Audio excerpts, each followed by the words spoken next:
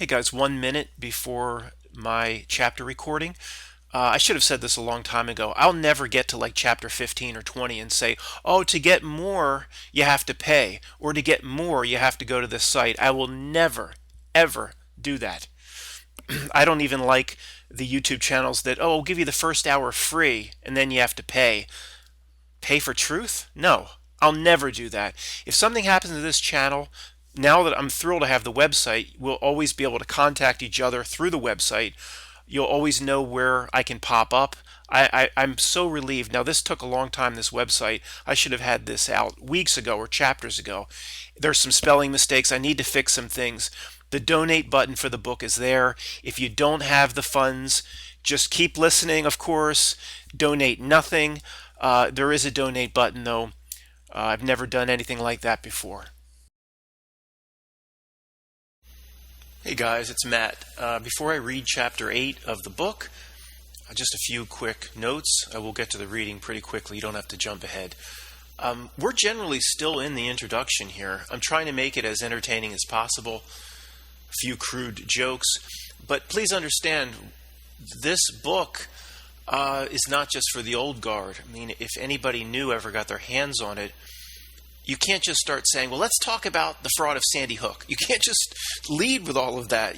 There's a whole breakdown of understanding how the cognitive defense mechanisms work and why people are so brainwashed and why they go along with the official story. And that has been something I've studied, the fascination of why people around us can't see this stuff.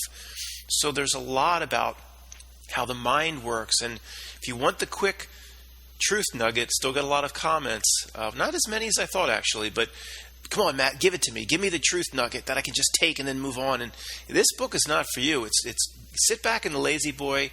It's a lesson in thinking big, understanding why people around us think differently. I get into all that stuff, all that conspiracy stuff. A lot of the reality junkies still crave. But you understand, you know, there's also a level of trust being created here with the new reader or listener. You can't just say Sandy Hook or 9/11, no planes, right in the first page. They wouldn't read it. Of course, they wouldn't read it. So I'm trying to make it as entertaining as possible as we get through which is a very long introduction section. This isn't a prologue or anything, but it does take a long time to really get into the meat of what I'm sure a lot of you really want to hear. Chapter 8, a reality few can see. Have the confidence to be your own authority. Inner knowing is far more powerful than any degree academia can produce. Compare everything society puts forward to us with the truth in your gut. This type of evidence is mocked by authority.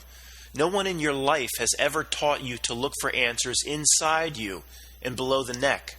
No one in school has ever said it, at least. Think about that. Like the term gut feeling. Somebody just made it up. It has no meaning. I mean, think about it. It's just absurd. On the big stuff in life, your inner gnosis is superior to the pathetic response of, Wikipedia told me so. If your inner knowing contradicts CNN, society has conditioned us to self-police ourselves for such insolence. Yes, we've learned to make ourselves feel like jerks the moment we question the plastic people on TV. What an amazing job they've done. Pavlov's dog is a metaphor for us. The root of a word or phrase or its etymology exists for a reason. For example, how many people have ever considered the word breakfast and what that actually means? To modern man, breakfast is just a collection of letters that he associates with a giant stack of pancakes that'll stuff into his gut. Its meaning, though, is obvious if you really think about it, yet it's overlooked by millions, or everybody. Everybody you just meet on the street, at least. It means to break your fast. Ancient man fasted regularly, sometimes for days, mostly for health reasons that have been lost on our modern society. Religious fasts generally also relate to health reasons, cleansing. The term breakfast simply let others in your clan know that you ingested food that morning and you broke your fasting. The term gut feeling also has a meaning that's overlooked. The origin of a word's etymology is carried forth unnoticed in the words themselves. The term gut feeling is no accident.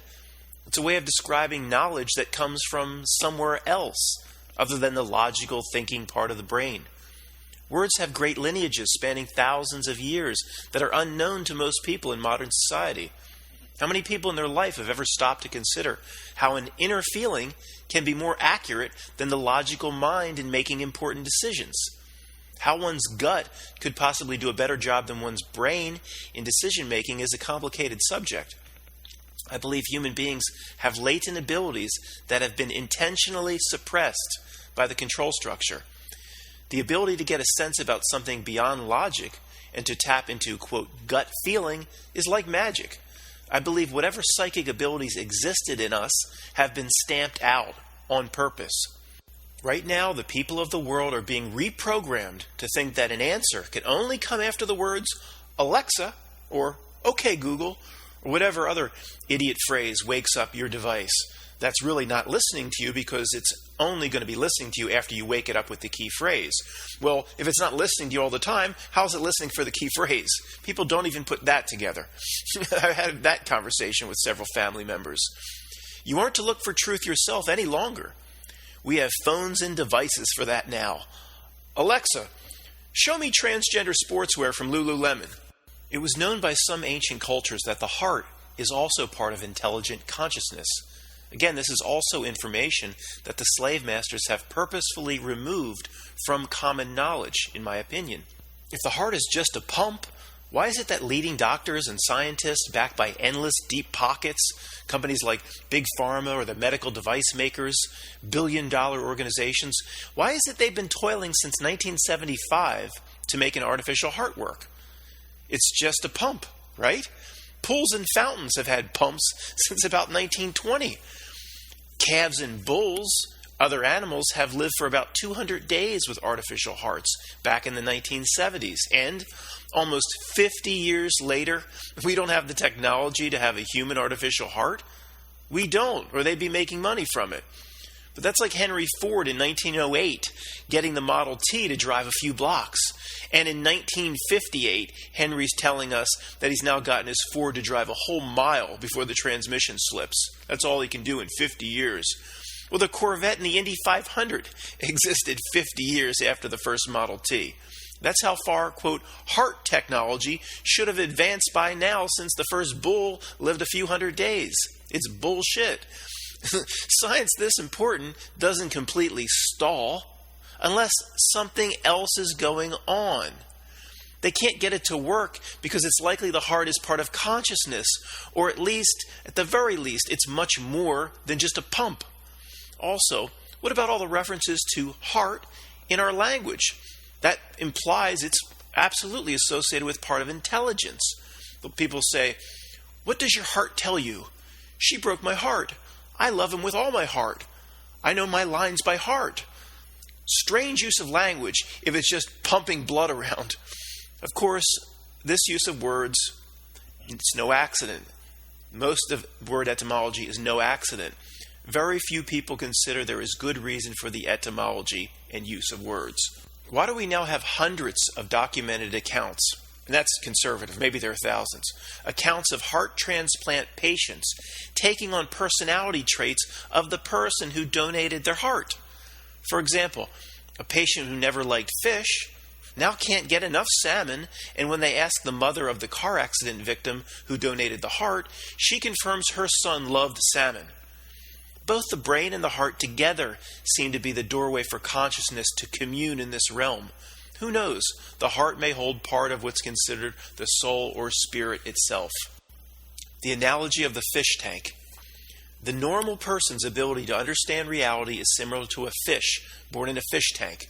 I created this analogy long before I knew about Plato's allegory of the cave, but that's similar. Think about fish fry, which means fish offspring, in a 55-gallon tank. A small African cichlid is born in the tank and grows into maturity. The tank is all he's ever known, though, being born into the tank. The glass is such that he cannot see all the dentist patients in the waiting room staring in at him. One day, a new fish is introduced into the tank, an old South American Oscar fish. Oscar says crazy things to the African cichlids, that there are things outside this tank universe, things 1 billion times more grand, like Great Lakes and oceans. Now, what would the cichlids that were born in the tank say to Oscar, spewing such conspiracy? The talk of madman, they would think he is, but who would be right? Why on earth do we pompously assume that something very similar is not going on in our own reality right now? There are thousands of possibilities if one allows oneself to think big enough or outside the little confines of the MIT eggheads and Stephen Hawking that think they have it all figured out. Billions of dollars of research, your tax dollars, has been put into astronomy and cosmology over the past 100 years. The people working in this field are supposed to be the greatest minds in the world, and all they can tell us about our fish tank is a big bang made it. Really? Something just blowed up billions of years ago, and voila, today we have skyscrapers, porn, and Sonic drive-ins. Sonic, that produces commercials of two guys sitting in the front seat eating hot dogs. Do you see how horribly pathetic that is? That's the best these scientists can do. What if cichlid fish asked Oscar fish where the tank universe came from? And Oscar fish said, the tank is the result of an explosion. Why do we find this example ridiculous, but see the Big Bang as a thing of genius? Because it came from people with big degrees, like Stephen Hawking, who the script tells us to bow down to. We are told we're not smart enough to question the eggheads that sit on high. So sit down and shut up. You didn't go to Harvard. You didn't go to Cambridge. You don't understand the math. No, it's actually okay to use your inner knowing to question authority. Gut feeling and inner knowing tells us that the Big Bang isn't even good science fiction. Inner knowing tells us the Big Bang is bullshit. Let me go off book here. Great. Just because people like Dr. Hubble showed us the universe is expanding and these little lights seem to be going farther and farther apart from each other. And we have a full understanding of what all these little lights are. Because they're going apart from each other, well, then they must have all come from the same source. And all the hundreds and trillions and billions and Carl Sagan's billions of tons of matter, it was all came from the head of a pin. What?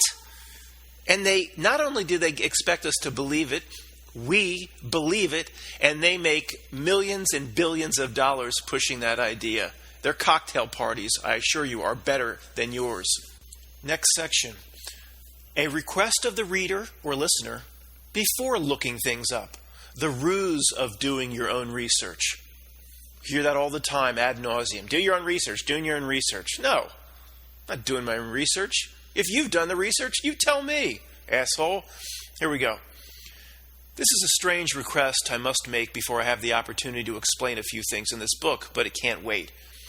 As I said, there will be hundreds of examples presented later that you simply won't believe. The basic reaction to hearing shocking things is to drop this book and run to look it up for yourself. That's to be expected because we've been told for decades to do your own research and that looking into things yourself is such a good thing. When I used to watch that fraud, Glenn Beck, I remember he was big on telling us to do your own homework. However, I warn you, what you're attempting to validate needs to be researched in the right places. I know what many readers or listeners are thinking right now. This crazy conspiracy theorist wants me to use his own conspiracy brethren as my sources to support his nutty shit. Well, yeah, I'm kind of saying that, but hear me out. Let me start with a few examples. When I tell you a few sections from now that banks like Wells Fargo make up the money that they lend to people, money they didn't have before handing it over to people in the form of a mortgage, most people on the street won't believe me. The money for your mortgage does not come from other depositors like we've been told. It's created out of thin air at the bank. If these doubters slam this book down and go to Forbes or Wells Fargo websites to do their own research, of course, the greatest benefactors of the system itself are not going to expose the corruption of the system. The Citibank website is not going to say that they made up your $300,000 mortgage on a computer an hour before they handed it over to you in the form of a cashier's check. They will explain it in a roundabout fashion that is meant to confuse. You see, if one wants to research the human rights crimes of Che Guevara, would one start at the Fidel Castro Memorial Library in downtown Havana?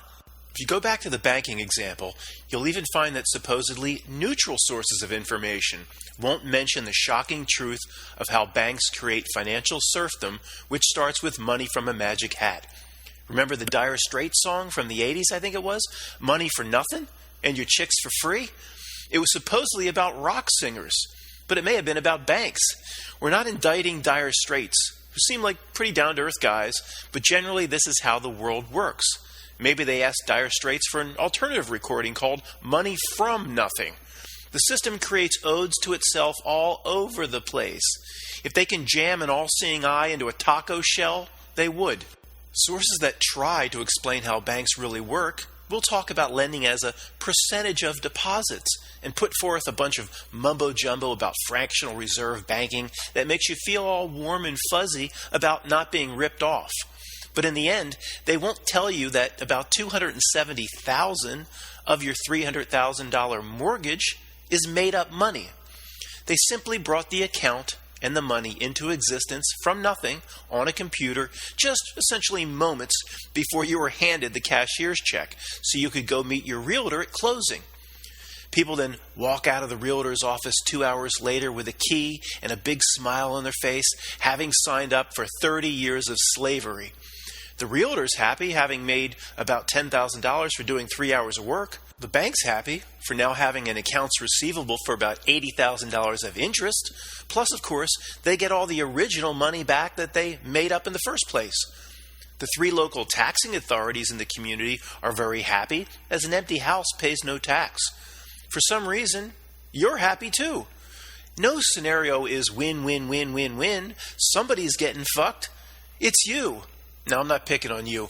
I was dumb enough to buy a house too, and I see what it's all about now. I like my home, but it's a real screw job, no doubt about it, when you see what it is. Only if you move past the Money Magazine bullcrap and the Forbes BS on mortgages will you find out what fractional reserve banking is all about.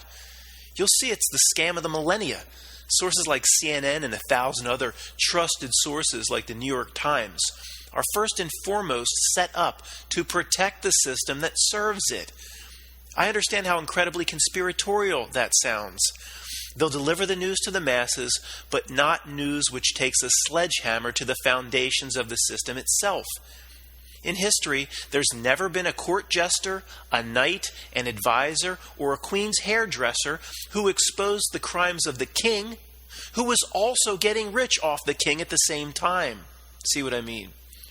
What we call the system or establishment perpetuates itself by benefiting all those who can protect it and by crushing all those who expose it, if not directly, very indirectly, or financially. Not only does this crazy author push us to use his crazy sources for our research, he's saying the trusted sources like the Washington Post are actually hiding the truth from us. Well, it depends on the topic, but yeah, that's what I'm saying. Coincidentally, the Washington Post's tagline at the top of their website is, "Democracy dies in the dark." Really? That's like a giant sign being built atop the chicken ranch in Texas that says, "No whores in here." Dolly Parton herself stands on the porch naked. "Y'all come back now, you hear?" If the Washington Post wasn't lying about all the important stuff, they would never have created a tagline implying how transparent and honest they are. That's a great clue on generally how this world works. It follows a strange law that for some reason, they have to show you the truth. We'll talk more about that later. Essentially, there's no truth in the news past weather, sports, and the trivial like food recipes and movie reviews. Well, now you can even cross movie reviews off the list. You have sites like Rotten Tomatoes completely fudging the scores for certain movies, pushing the latest Star Wars movies up to 90-something% when they're some of the worst movies ever made poorly on purpose. We'll talk more about that later. But no, every little beat reporter isn't in on it. Most reporters think the world works the way you used to think it does, or did, or does. Whatever. Even most world news reporters are just like grocery store clerks and pet groomers and stockbrokers. They think everything is real, of course. The little reporter focusing on Capitol Hill believes politics is real and there's no hidden hand directing the entire play. Modern society loves specialization and compartmentalization because with everyone focusing on their specifics, the whole can no longer be seen.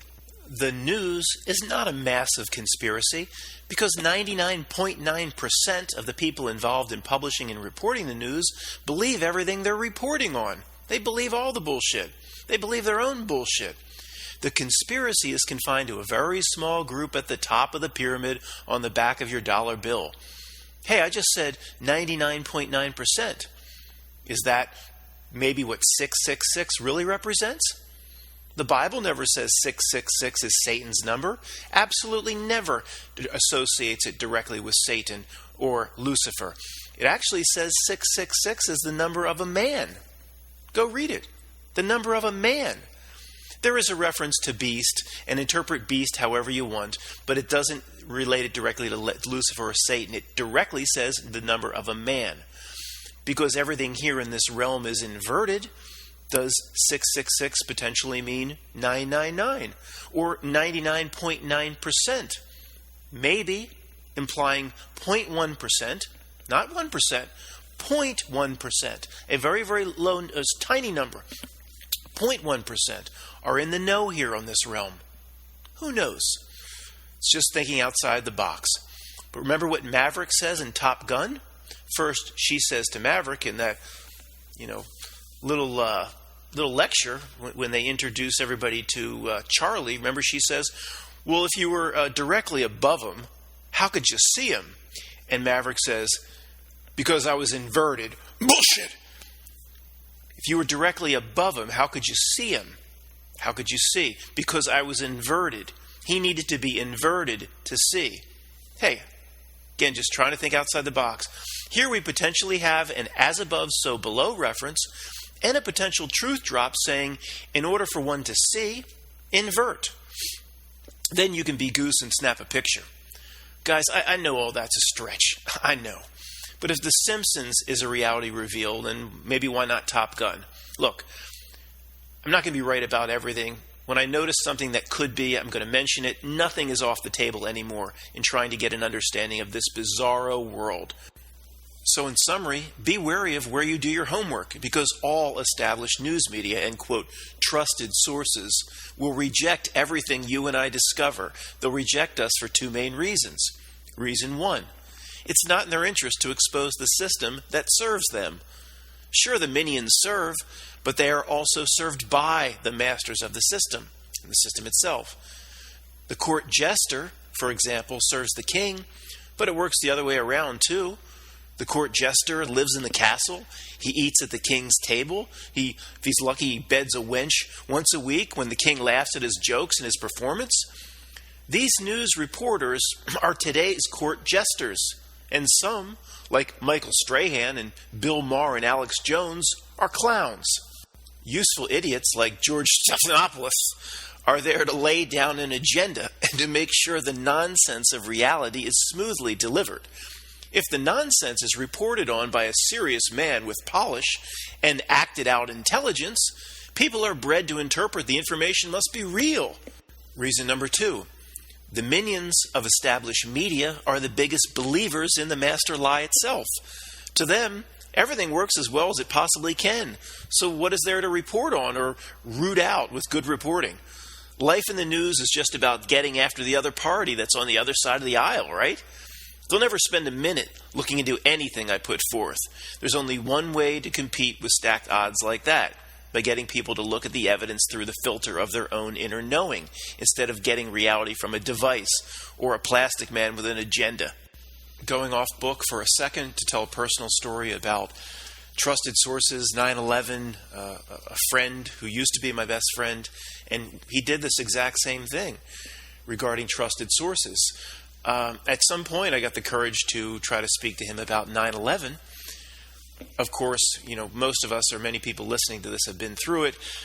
Immediately rejected. Wasn't violent about it. Wasn't screaming and yelling and yakking like a lot of people do when you give them scary information. But, of course, just didn't see any of the basic points I was presenting to him. And, of course, this is very important for him to, maybe I didn't expect him to believe everything I was about to say, but to listen, say, that's a good point, or, yeah, I mean, just complete rejection, of course, but that's what everybody has been bred to do. Like, if a plane hits, on the 90th floor, how does the building collapse down through 90 unaffected floors? From a little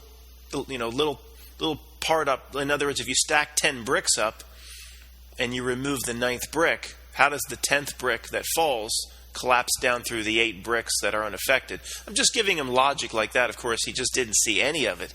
That's the spell that these people are under. But the point is, and why I'm telling this story, is he goes, I'll research it. I'll look into it, Matt. You've now been hitting me with this for 30 minutes, all these things. I'll look into it. I said, well, let me help you look into it. Let me show you some things that I found. No, here's the point of the story. I'll do it myself. Well, you can predict what he did. He went out to trusted sources, to the sources that just confirmed the lies, and, he found the Popular Mechanics article, the biggest shill article regarding 9/11 of all time is the famous Popular Mechanics article, and other articles that say how Building 7 could have actually collapsed when there was a little tiny fire on 2 floors. And he just went out to confirm what he believed and what he wanted to believe. He just found the sources, and that's all these sources are there for regarding anything considered conspiracy. They're there and they're planted all over the web, like, Metabunk and those monsters and all the other monsters at Snopes, and they're there just so people that want to believe a certain thing can find it.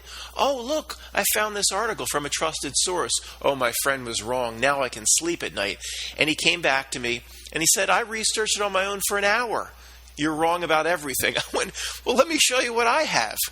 Of course, would not sit down with me. This is absolutely, if not our biggest frustration, it is one of our biggest frustrations. The psychology behind it, the way people act that we talk to, the irrationality of who we try to present this information to, and essentially, if you want to go ... the spell of some kind that they are truly under. We will explore that in this book. What's interesting is, millions of people who still watch the news sense there's a problem. They sense it. Books have been written about liberal bias in the news, and no doubt every news outlet is riddled with Vassar and Columbia University bleeding heart liberals.